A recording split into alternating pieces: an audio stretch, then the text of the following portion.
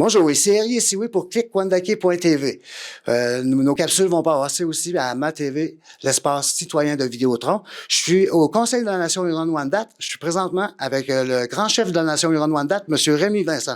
Bonjour Rémi, ça va bien? Courrier, oui, ça va très bien. Oui. Est-ce que je vais commencer d'emblée pour te demander si ça te dérange? On se connaît, ça fait 40 quelqu'un, on est étudiants ensemble, on peut se tutoyer? Oui, il n'y a pas de problème. Oui. Rémi, je vais te demander pour commencer, est-ce que tu peux nous parler de toi, de ton parcours de vie? Bref, un bref résumé de toi. Oui, en fait, j'ai toujours résidé à Wendake. Mes parents se sont établis ici là, quand j'étais très, très, très jeune. Forestier de formation, d'études en foresterie. J'ai travaillé en foresterie pendant une quinzaine d'années. Aussi l'entrepreneurship privé, 2 entreprises privées à un moment donné. Suite à ça, bien évidemment, là, j'ai eu des enfants au travers de ce parcours-là. Et un peu d'automobile aussi, là, avant de me lancer en politique. Ma première incursion en politique était comme chef familial de la famille Vincent Romain-Paul en 2018 à 2020. Puis en 2020, je me suis lancé comme au poste de grand chef. Là, c'était pas un objectif de carrière, hein, c'était quelque chose que j'ai fait par conviction. Puis voilà, maintenant, c'est du travail à temps plein là, à titre de grand chef. Là. Puis la famille, par contre, va très bien. J'ai 2 adultes là, qui maintenant là. Mon fils est en médecine, puis ma fille est en charpenterie-menuiserie. Elle travaille présentement là, sur le marché du travail. Donc, voilà, rapidement. Super, Rémi. Toi, Rémi, ça fait 5 ans de politique que tu fais, 3 en tant que grand chef de la Nation Huron. Oui, c'est ça. Puis, je te demanderais ton rôle en tant que grand chef à Wendake. Peux-tu nous expliquer un peu le rôle pour les Wendat, pas nécessairement en extérieur, mais à l'intérieur? En fait, c'est un rôle de représentation en tout premier lieu. Faire des alliances, faire de la diplomatie aussi, c'est quelque chose qui est extrêmement important. Faut penser toujours à la nation. Il n'y a pas de pensée personnelle, tu sais, c'est d'avoir la pensée de la nation, d'aller chercher les idées des autres, de s'entourer de gens forts, de aussi faire participer nos chefs. Je pense que c'est quelque chose qui est extrêmement important. Nos chefs doivent être là impliqués à 100% dans les dossiers qu'ils portent. Puis aussi, prendre des décisions toujours ensemble. Ça, c'est extrêmement important. On peut avoir beaucoup de connaissances ou d'expérience, mais on ne peut pas toujours décider des choses tout seul puis penser d'avoir les bonnes orientations ou les bonnes idées. Donc, c'est quelque chose là qui me différencie beaucoup là, de l'ancien leadership. Là. C'est vraiment de travailler en équipe puis d'aller chercher le maximum pour la nation, toujours pour la nation Huron-Wendat. Ça, c'est vraiment là, la grande partie. Puis, il y a tout ce qu'il y a, les communications, la diplomatie avec les gens qui nous entourent, puis les Premières Nations qui nous entourent. Puis, de plus, tu nous l'avais très clairement dit dans ta campagne électorale que tu voulais vraiment utiliser l'expertise de tous les gens qui étaient à côté de toi pour l'avancement de notre communauté. Je vais y aller avec Rémi. Au cours de... Là, on est en 2023. Ça fait 3 ans que tu es grand chef. Peux-tu nous dire qu'est-ce que tu as accompli, puis qu'est-ce qui te resterait à accomplir? Qu'est-ce que tu aimerais accomplir jusqu'à la fin? Oui, en fait, là, ce qu'on avait dit qu'on ferait, puis on est quand même avancé. Il y a beaucoup de saine gestion. Je pense que ça, c'était quelque chose là qui était extrêmement important pour nous autres. On n'est pas dans des périodes qui sont, appelons-les, difficiles avec le financement et ces choses-là. On a un gouvernement fédéral qui est quand même assez collaborateurs. Donc, on a vraiment, là, dans les 3 dernières années, on a baissé la dette de la communauté de 30%. Je pense que c'est extrêmement significatif. La gestion financière de notre nation, elle est bonne, elle est solide, elle est bien reconnue. Ça va nous permettre aussi, dans la prochaine année, là, de s'inscrire dans la loi de l'administration financière. C'est un autre type de financement. On est vraiment avancé dans ça. Évidemment, il y a toute la révision là, de notre structure administrative. Je pense que c'était un des points majeurs qui, moi, m'a poussé à me présenter comme grand chef. parce qu'il n'y avait aucune structure.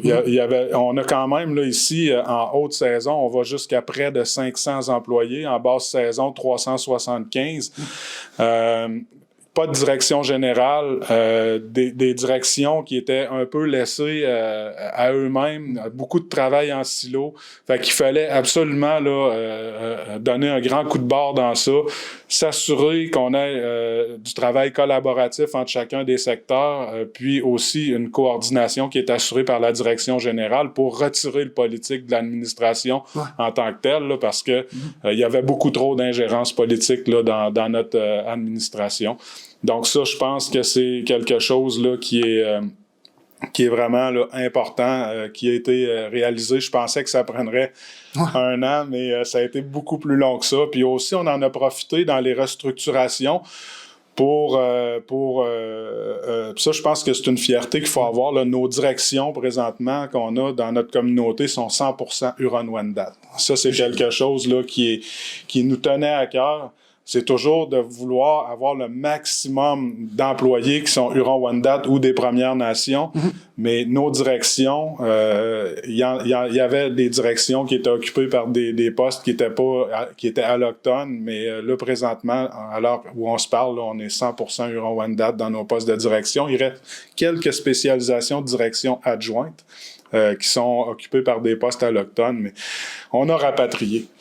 On a rapatrié nos talents. On a des talents à la Nation Huron-Wendat, on a des gens formés, on a des gens qui sont compétents partout, puis il faut utiliser ces gens-là à profit pour la Nation Huron-Wendat. Il y a aussi les relations. On avait quand même dit là, qu'on travaillerait à rebâtir des ponts avec les autres Premières Nations et la Ville de Québec, les gouvernements. À notre arrivée, la Ville de Québec, c'était quand même une relation qui était assez froide, mais pas très poussée. Okay. Tu sais, c'était des services qu'on avait avec la Ville, mais pas plus que ça. Là, présentement, on est avec les gens qui nous entourent. On est à la Chambre de commerce, l'initiative de développement économique communautaire Québec international, la zone économique métropolitaine. On est impliqué dans plusieurs choses avec la Ville. On a même développé, là, vous avez tous entendu parler de défense nationale. Ben, la Ville de Québec est impliquée dans ça. Puis les Premières Nations, c'est la même chose. Il y a eu des enjeux majeurs avec la partie Innu. On a beaucoup de difficultés à avancer sur le dossier territorial. Par contre... Ça ne date pas d'hier. Non, ça c'est quand même, là, tu sais, c'est les conséquences d'une négociation que le gouvernement fédéral a mis en place, puis qu'on tient, là, entièrement responsable pour ces enjeux-là qui ont miné les relations entre la Nation Huron-Wendat puis les Innu, plus précisément de Mastoyache.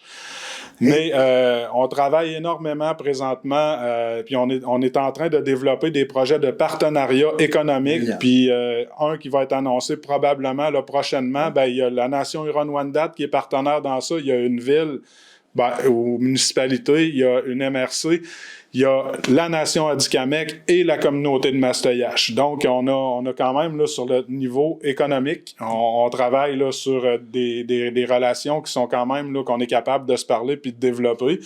Et du même côté, on a un autre projet aussi de plus grande envergure qui, là, concerne plusieurs nations. Là, on parle des Mohawks, des Atikamekw, des Abénaquis, les Wolastoqua, la Nation Huron, les Mi'kmaq. Ça, c'est quelque chose qui est peut-être un petit peu plus à un petit peu plus moyen terme, mais on va en entendre parler là prochainement. Mais les relations entre les autres Premières Nations et la Nation Huron-Wendat se sont grandement améliorées. On était, cachons-nous le pas, là. Il y avait quand même une alliance des autres nations contre la Nation Huron-Wendat. On était complètement isolés sur une île. Puis là, c'est plus le cas. Je pense qu'on progresse là, énormément à ce niveau-là présentement. C'est sûr qu'il va toujours rester du travail à faire. C'était pas quelque chose que j'aurais aimé faire peut-être un peu plus rapidement dans le mandat, mais il y avait tellement des enjeux là, majeurs à l'administration à régler que ça a été peut-être un petit peu plus repoussé, mais c'est quelque chose, je pense, qui est extrêmement là, prometteur puis porteur pour la Nation Huron-Wendat de pouvoir faire des affaires avec les gens ou nos frères et sœurs des autres Premières Nations. Puis ensuite de ça, ben, je pourrais parler du CDFM, la culture, la langue. Oui. On investit énormément dans ça présentement. On progresse, notre école aussi, notre éducation. qui est, je dirais presque en explosion, là, parce qu'on a eu quand même 35% dans les 2 dernières années d'inscriptions de plus dans notre école primaire. Les gens avaient comme un peu du recul ou un peu de crainte envers notre institution primaire. Ils ne voulaient pas tout le temps envoyer les enfants dans notre école. Là, on voit qu'avec les programmes qu'on a mis en place là, dans les dernières années, le programme sport-études de hockey, Laurent Duvernay-Tardy avec sa fondation qui est là, le programme Joël Junot, et on a investi aussi énormément dans nos infrastructures. On met beaucoup d'argent là, à l'école, 6 millions dans les 2 prochaines années, là, cette année, l'année prochaine. Fait que je pense que ça, c'est des choses là, pour culturellement puis traditionnellement parlant, extrêmement important pour notre nation là, à long terme. Ce que tu voudrais accomplir jusqu'à ta fin mandat, ça serait quoi ta principale priorité, je dirais? Ben, 2, 3 choses. Ouais. On continue toujours de parler de territoire. Ouais. Ça demeure la priorité numéro 1 du Conseil. Il va falloir retravailler probablement un plan stratégique qu'on avait retravaillé à notre arrivée là, parce que c'était pas les mêmes orientations ou priorités. Il y en a qu'on a mis de côté, il y en a qu'on a priorisé. Ouais. Mais évidemment, bien...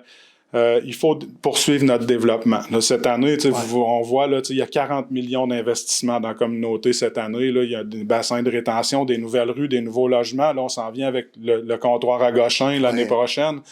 Une nouvelle bâtisse Yariwa phase 2 destinée à la santé qui va être à côté de notre pharmacie là, pour ceux qui connaissent là, l'environnement de Wendake. Donc, puis des partenariats de grande envergure. Il faut voir loin, il faut voir grand. On est quand même un conseil, on est une nation. Puis des partenariats, faut pas regarder des petits partenariats qui rapportent 100 000 ou 200 000. C'est quand même pour une personne individuelle, 100 000 ou 200 000, c'est quelque chose, mais la nation a quand même un budget de 86 millions.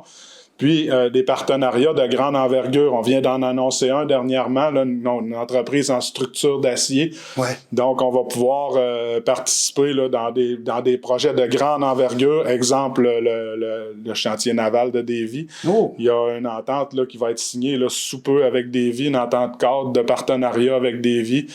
Puis accès aussi aux soumissions qu'ils vont avoir là, par le gouvernement fédéral parce qu'il y a 8,5 milliards qui ont été annoncés par le gouvernement fédéral à Chantier Davie. Puis notre entreprise de structure d'acier pourra certainement répondre aux 5% d'obligations fédérales là, de donner des contrats aux entreprises des Premières Nations. Donc, on va avoir accès à peut-être 300-400 millions là, de soumissions avec cette entreprise-là. Puis, évidemment, ben, on se prépare aussi avec une entreprise en immobilier majeur. Un gros joueur de la région de Québec qui va être associé avec la Nation Huron-Wendat pour de la gestion puis de l'opération d'immobilier. Fait qu'on se cachera pas que c'est pour défense nationale principalement. Il y a une possibilité de 1000 logements là-bas.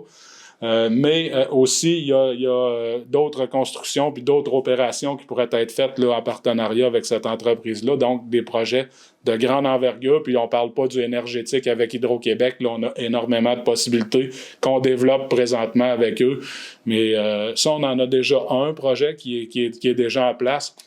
Puis ce projet-là va probablement servir là, à beaucoup alimenter les projets à venir en hydro ou en éolien parce qu'il est quand même rendu à pas la moitié de sa durée de vie, mais pas loin. Fait qu'il rapporte quand même là, des montants intéressants annuellement qu'on va pouvoir se servir comme levier pour mettre les mises de fonds sur les nouveaux projets. Super. Donc, ça, c'est de la grande envergure. Là. On parle des millions de dollars par année là, de retombées. Puis tout ça, c'est toujours dans une vision à long terme de pouvoir se soustraire éventuellement à la loi sur les Indiens.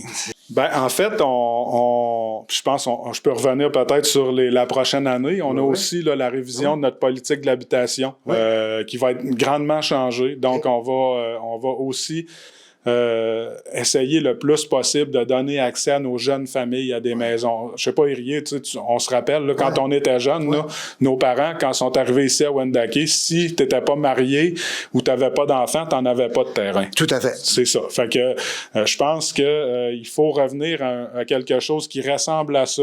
Les maisons unifamiliales doivent être réservées ou priorisées pour les jeunes familles ou les gens qui ont des enfants. Mais il faut par contre mettre à la disposition de nos membres d'autres types d'habitations. Maisons arrangées, condos. Les condos, il y a plusieurs gens dans notre communauté qui possèdent des maisons qui sont rendues comme l'âge de nos parents, 70 ans, 75 ans. Eux autres pourraient dire, bon, ben, je vais prendre un condo, puis ma maison, je vais la vendre à une jeune famille pour prendre la place. Puis, évidemment, ben, il y a Sainte-Foy qu'on va développer. Est-ce que beaucoup de membres de la communauté vont vouloir aller résider là? On a des points d'interrogation, mais c'est certainement qu'il y en aura. Puis, ça va aider à descendre la liste. Là. Évidemment qu'il y a 1000 membres présentement qui patientent sur cette liste-là, des fois pendant 20-25 ans avant d'avoir un endroit pour résider sur la communauté. Je pense que ça, il faut vraiment s'attaquer à ça. Puis, il faut vraiment voir à long terme, puis les pertes culturelles puis traditionnelles qu'on a de ne pas avoir nos jeunes familles dans notre communauté. C'est énorme. Puis tu sais, c'est un enjeu majeur. Ça ne touche pas que la culture et la tradition, ça touche aussi le membership, parce que si nos jeunes grandissent, se développent, puis s'épanouissent dans notre communauté ou dans un environnement rapproché de notre communauté, on crée des occasions de rapprochement, on crée des occasions peut-être de partenariat, puis éventuellement, ben ils vont procréer ensemble. Tu sais, c'est jusque-là qu'il faut réfléchir, mais il faut avoir une vision à long terme sur ça. Faut quand même, tu sais, faut bien mettre une base solide, mais s'assurer que le maximum de gens, des jeunes familles de notre communauté qui veulent revenir ici, faut leur permettre ça. Puis c'est pour ça là, qu'on travaille énormément là-dessus. Puis je pense que le fait d'avoir un quart de nos membres qui patientent sur cette liste-là, là, c'est pas acceptable pour moi. Là. Puis il y a un adage qu'on utilise à Wendake, c'est comme, tu sais, penser à long terme, c'est on pense jusqu'à la 7e génération. Toujours. C'est toujours ça. Tu sais, on parle présentement, il y a des revendications. Là, je pense qu'on va en parler tout à l'heure, mais tu sais, il y a des revendications particulières en cours présentement. Puis, il faut toujours penser, quand on va recevoir ces montants-là, si c'est accepté, je parle de Roquemont plus précisément, là, qui va être sous référendum là, dans quelques semaines. Tu sais, c'est pas de l'argent pour immédiatement, puis dire, bon, on va se faire un gâteau, là. Tu sais, il y a des gens, malheureusement, dans notre communauté qui manquent de vision, qui n'ont pas cette vision à long terme-là, puis ne comprennent pas, ou manquent d'informations, qui n'osent pas ou qui ne se responsabilisent pas en venant pas s'informer sur depuis quand ça dure cette chose-là, qu'est-ce qui a été fait, là. Je parlais avec Érié tantôt, mais ça fait 35 ans que la nation travaille sur ce dossier-là de Roquemont. Une multitude de grands chefs et de chefs familiaux se sont penchés sur ça, puis ils ont toujours conclu que c'était le bon véhicule à utiliser pour avoir la compensation de cette vente illégale-là.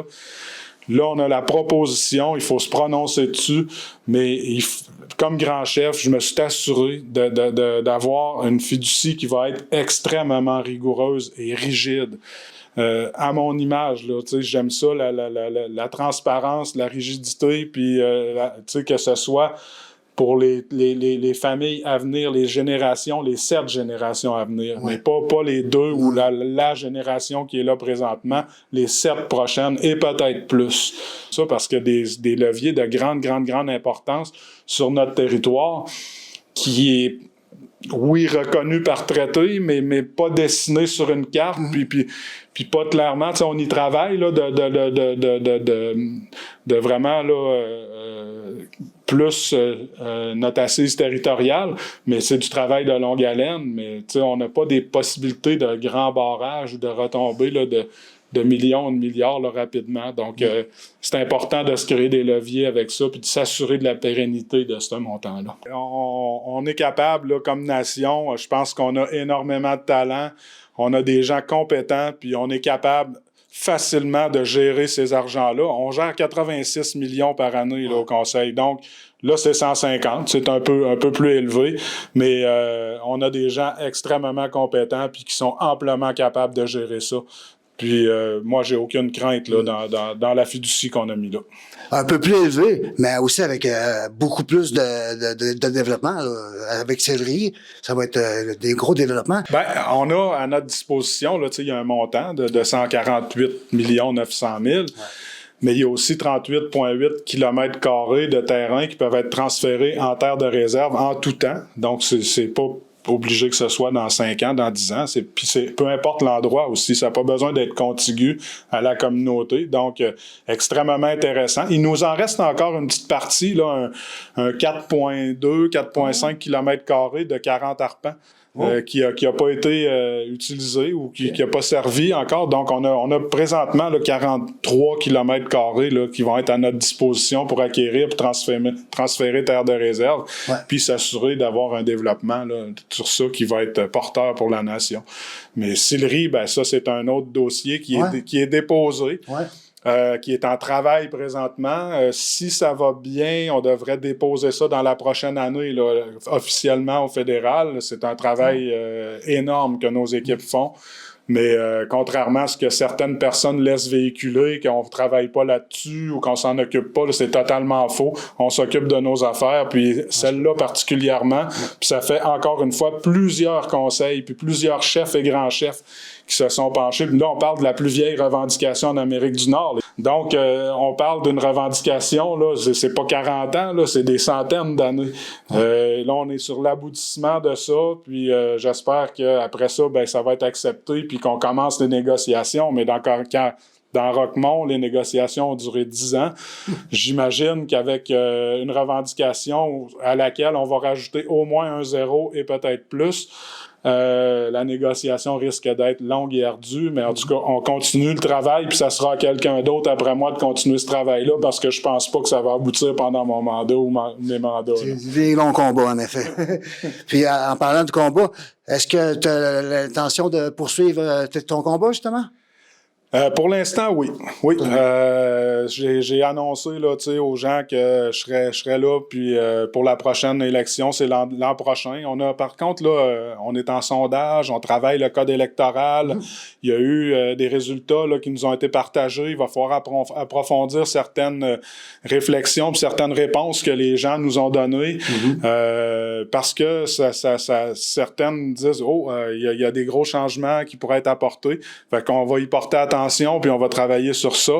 Mais oui, pour le prochain mandat, là, je devrais être là. Puis moi, je ne m'accroche pas à cette job-là. Hein. Si les gens ont aimé ce que j'ai fait, ben ça va me faire plaisir de continuer le travail. Puis c'est un travail qui est très demandant. Hein. On pense là des fois, là, c'est touchant. C'est un travail qui permet pas de dormir beaucoup. Des nuits blanches, là, surtout en début de mandat, ça n'était que ça. C'est extrêmement exigeant comme travail.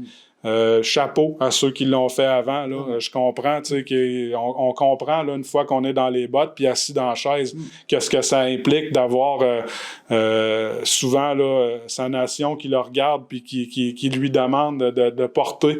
On porte notre nation hein, comme conseil. Là. C'est bien dit. Donc, je pense que c'est très, très, très demandant.